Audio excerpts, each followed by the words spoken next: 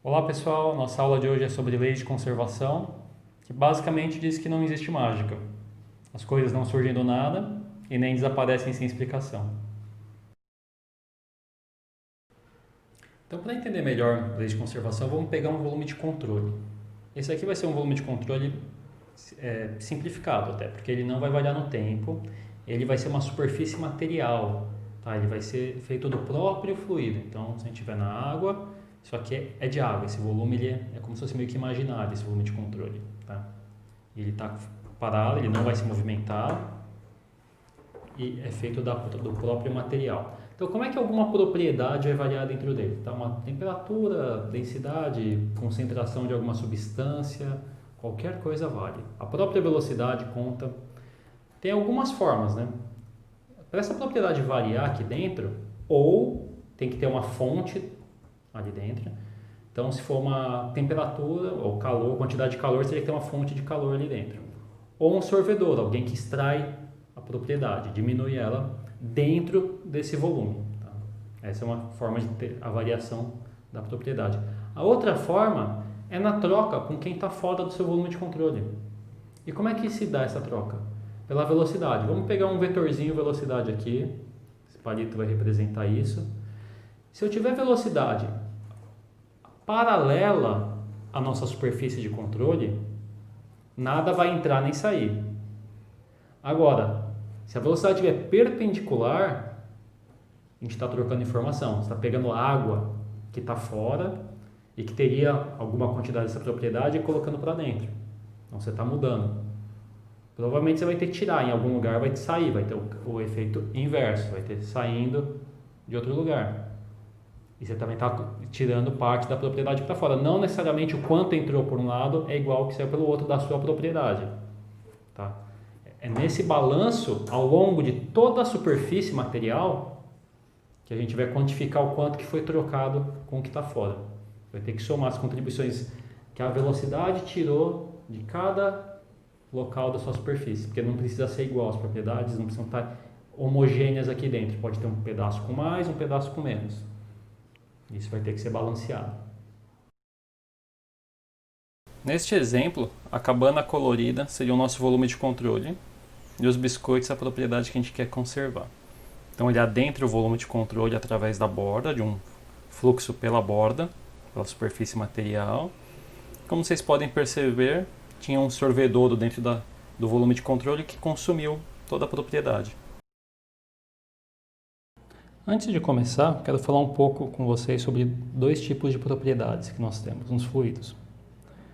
Tem propriedades que são extensivas, que são aquelas que dependem de quanto material nós temos. Massa, volume, quantidade de calor, quantidade de movimento. Todas essas, quanto mais fluido, mais propriedade. Algumas outras propriedades são o que nós chamamos de intensivas. Elas não dependem se você tem muito ou pouco fluido. Exemplos são densidade, temperatura, velocidade. Com base nisso, então, nós vamos considerar uma propriedade extensiva, que eu vou definir como sendo Bzão. Qual delas? Qualquer uma. Por enquanto, vamos definir uma propriedade extensiva geral. Uma vez que ela é extensiva, ela depende de quanto fluido tem e a gente consegue definir uma intensiva a partir dela, que seria a concentração de Bzão, que eu vou definir como sendo Bzinho. Eu vou definir como sendo a concentração por unidade de massa. Então a relação entre Bzão e Bzinho é dada pela massa. Tá.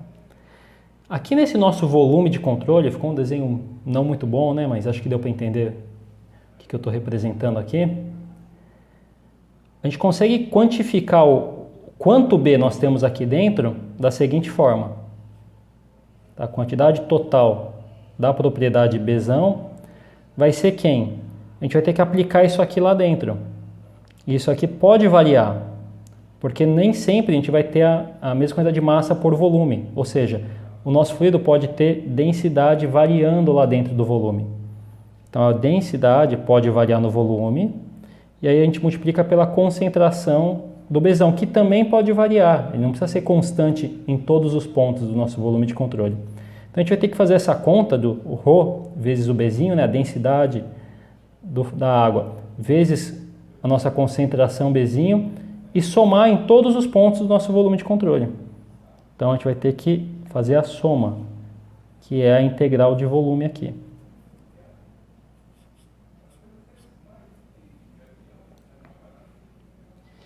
Agora, como de hábito, a gente está interessado na variação do Bzão.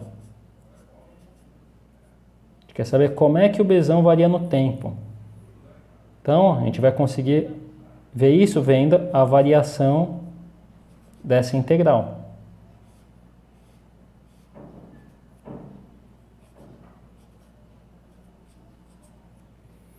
Então, como é que varia? Como é que a gente conversou lá? É possível que tenha fontes ou sorvedouros, né, que geram ou consomem a nossa propriedade. Só que essas fontes sorvedouros, elas podem estar em qualquer lugar desse nosso volume. Ela não precisa ser uma coisa única. Ela pode ser mais concentrada em algum ponto específico, menos em outro. Então, o que a gente tem que fazer é quantificá-la em cada parte do volume e somar.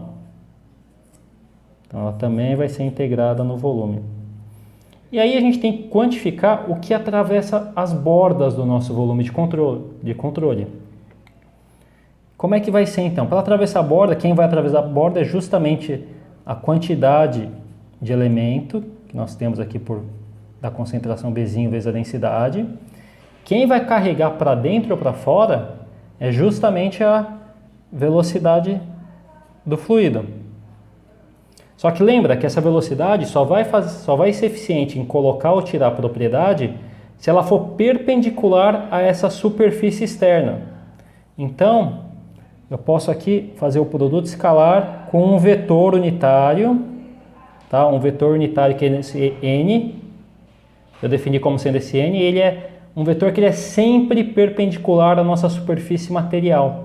Então aqui ele vai ter essa direção, aqui ele vai ter essa, aqui ele vai ter essa, ele vai existir em toda a superfície sendo sempre perpendicular a ela. Então quando a gente faz a velocidade do fluido, produto escalar com esse vetor n, o que a gente está pegando é a parte da velocidade que é paralela a esse vetor, ou seja, a parte da velocidade que está atravessando a nossa superfície. Se esse produto escalar for positivo, é porque está indo para fora. Se for negativo, é porque está indo para dentro.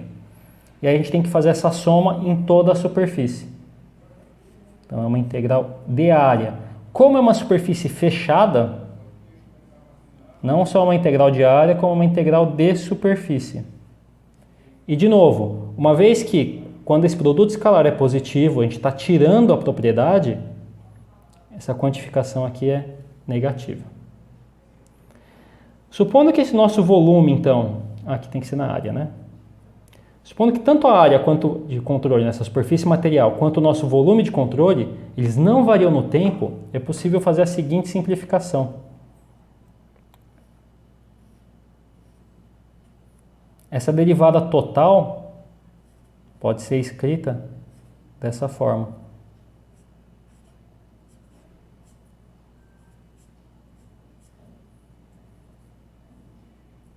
Tudo isso porque o volume não varia no tempo.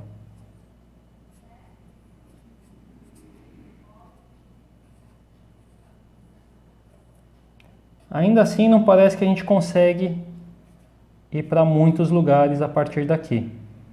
Para isso, a gente vai ter que ter uma conversa sobre teorema da divergência de Gauss.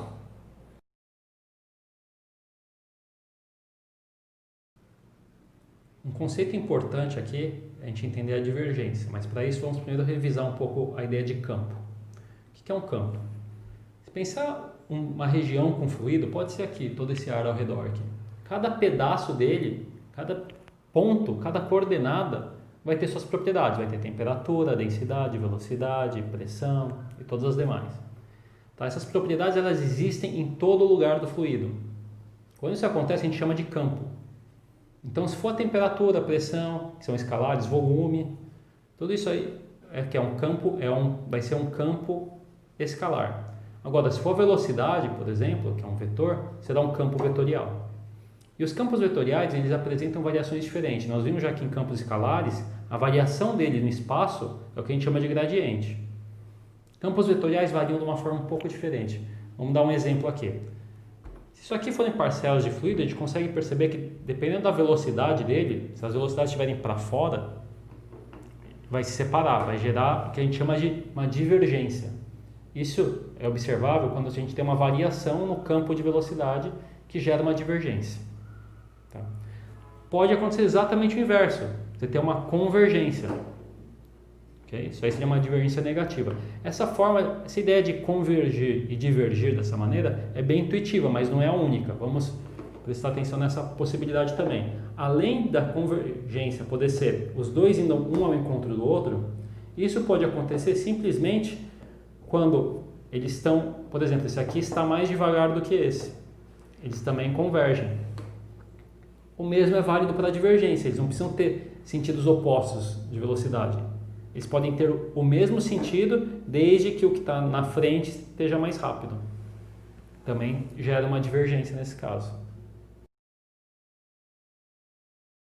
O teorema da divergência de Gauss é uma grande sacada. Então, se a gente tiver aqui o nosso volume de controle lá dentro, tem o nosso campo vetorial ali, e ele tiver uma divergência, o que vai acontecer? Cada pedacinho que vai ter a divergência, os que estão lá dentro, conforme eles têm variação, se aqui está se afastando, ele está entrando no do lado. E vice-versa, ele está puxando da borda, ele entra para cá. Tá? Eles vão se compensando lá dentro. Isso vai acontecendo até quando chega na borda. Aqui na borda, o único lugar que vai poder divergir ou convergir é através da superfície material. Então, qual que foi a sacada do Gauss? Tá? Quando você soma toda a divergência que tem aqui dentro, vai ter que empatar com o que atravessou a superfície.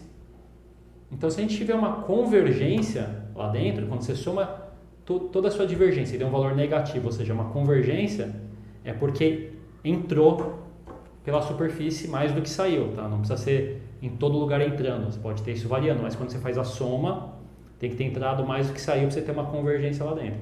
Se você tiver uma divergência, é o inverso, saiu mais do que entrou. É bem intuitivo, mas foi uma grande sacada.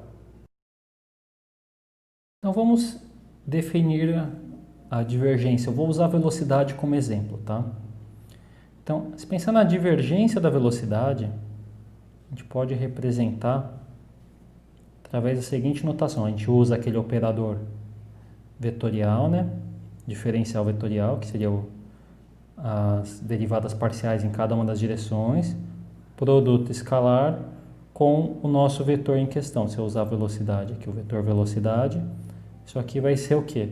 Vai ser a soma de du dx, ou seja, a velocidade na direção x variando em x, mais del v del y, que seria a velocidade na direção y variando em y, mais del w del z. Com isso a gente tem a nossa divergência de velocidade. Isso aqui pode ser, essa conta pode ser feita para qualquer vetor, vou usar a velocidade como um exemplo. Então agora indo para o teorema da divergência de Gauss, eu já vou usar um vetor nele que é no que a gente estava calculando antes. Tá? Então, se pensar na divergência daquele nosso vetor, que era nosso campo vetorial, que era o ρ bzinho a velocidade, se a gente integrar essa divergência no volume, pelo teorema da divergência de Gauss, isso aqui é equivalente à integral de superfície, da superfície material, né? De quem? Desse campo vetorial, é produto escalar com aquele vetor que é perpendicular à superfície material. E esse é o teorema de Gauss aplicado naquele nosso caso. Então, continuando da onde a gente parou, se a gente aplicar o teorema de Gauss nessa parcela, a gente fica com quem? A gente fica com a integral no volume das variações locais do nosso ρ bzinho. A gente fica com a integral no volume de todas as fontes e sorvedouros.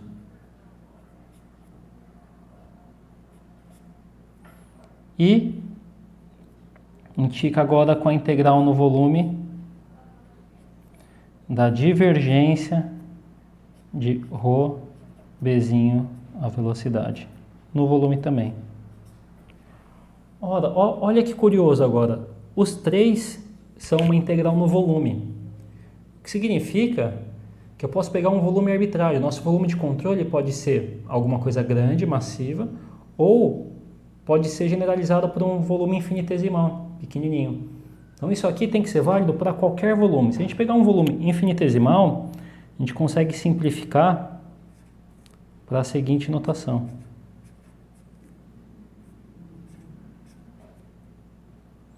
A variação no tempo eu vou passar esse aqui já somando desse lado, para não ficar negativo ali.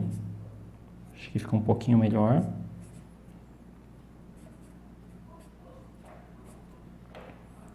Com as fontes e sorvedouros.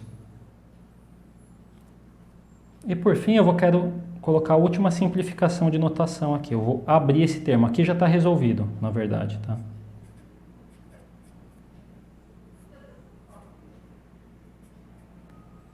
A gente pode fazer aqui a distributiva. É como se fosse uma derivada, né? Então, o que vai ficar aqui? Vai ficar o Vzinho, né, a velocidade, produto escalar com o gradiente de ρ vezes B, mais ρ vezes B, vezes o divergente da velocidade. Isso aqui vai ser as fontes e sorvedouros. Então, essa aqui, tanto essa de cima quanto a de baixo, elas são a mesma coisa, só muda que na de baixo eu abri esse termo em 2. É uma equação de conservação de qualquer propriedade B, aquele Bzão do começo. A gente consegue escrever nessa notação. A gente vai ter uma variação local, mais uma variação advectiva. Nota que esse termo local mais esse termo advectiva nada mais é do que aquela derivada material de quando a gente está descrevendo o movimento de forma euleriana, mais a sua propriedade aqui, né, o ρ Bzinho, vezes o divergente da velocidade, e isso aqui vai ter que empatar com as fontes e sorvedouros, e seja lá o que a gente tiver. Então nós vimos que a divergência da velocidade tem um papel importante, mas vamos tentar entender o que significa a divergência da velocidade. Tá? Divergência da velocidade é quando a gente contabiliza todo o papel que tem as variações da velocidade na própria direção de atuação. Então, o que seria aqui? Isso aqui, obviamente, não é um fluido, mas a gente pode trabalhar, compartilhar esse tipo de propriedade com o fluido, tá? Então, dá para compartilhar. Então, por exemplo, se aqui é a nossa direção x, a velocidade em x, que a gente chama de u, né, é para cá. Se ela varia nessa direção, significa que um lado está mais rápido que o outro. É daquela ideia de convergir ou divergir. Então, se a gente tiver uma divergência em x, o que eu estou fazendo? Eu estou esticando. Tá? Isso é uma divergência. Se a nossa velocidade x divergir em x, ela está esticando. Tá? O mesmo é válido para y, né? Pode divergir em y, a gente está esticando. E o mesmo vale para vertical, a gente pode divergir na vertical, está esticando. Tá? Quando a gente converge em qualquer uma das direções, o que a gente faz? A gente comprime. Tá? Você está comprimindo em x, comprimindo em y, comprimindo em z. Ok? Tá? Então é isso que representa a divergência da velocidade. E aí os líquidos têm uma propriedade bem interessante que vai compartilhar inclusive com esse sólido estranho que eu tenho aqui. Que é o fato de que ele é aproximadamente incompressível. Você pegar uma seringa de ar, tampar e apertar, você consegue apertar um pouquinho o ar. Com a água você não vai conseguir não, tá? Boa sorte. Ele precisa de muita força. Não é que é totalmente incompressível, mas a força necessária para isso é muito grande. Então o que significa ser incompressível? Significa que quando eu gero uma divergência ou convergência, tanto faz, né? A convergência é uma divergência negativa, numa direção eu vou fazer aqui, ó, em x. Conforme eu estou convergindo aqui, ó, perceba que o que aconteceu? Eu convergi aqui em x, ele divergiu em z e divergiu um pouco em y. De forma que quando eu faço a soma, dá zero. Então se eu pego agora essa outra possibilidade aqui, ó, vamos pegar bem alto e eu vou fazer uma convergência em Z, na vertical, uma convergência na vertical, ou seja, a velocidade aqui do topo, eu vou colocar ela sendo negativa para baixo, né? Vou empurrar para baixo, e a velocidade na mesa, obviamente, é zero, né? Então a velocidade aqui está convergindo. Quando eu converjo na vertical, acontece uma divergência horizontal. O que aconteceu com isso? O volume desse meu material é o mesmo o tempo todo, eu nunca mudei. Eu aperto ele de todas as formas, mas o volume total continua sempre o mesmo. Então não importa qual que é a divergência ou convergência que eu faço numa direção, ela é compensada em uma outra direção. Isso faz o quê? Quando a gente tenta contabilizar isso aqui, esse material, assim como os líquidos, né, como a água, óleo, água do mar, tudo tem divergência nula, ou aproximadamente nula, né? Você vai ter uma força massiva para você conseguir comprimir um líquido. Tá? Então, assim, a divergência vai ser zero, porque toda vez que você aperta numa direção, você estica na outra. Se você tenta esticar numa direção, você acaba apertando na outra, porque conforme eu vou esticando, ele vai ficando mais fininho, mais ralo. Ele está comprimindo na horizontal. Então, isso é a ideia da incompressibilidade. E tudo que for incompressível, a gente consegue descrever isso falando que a velocidade não tem divergência.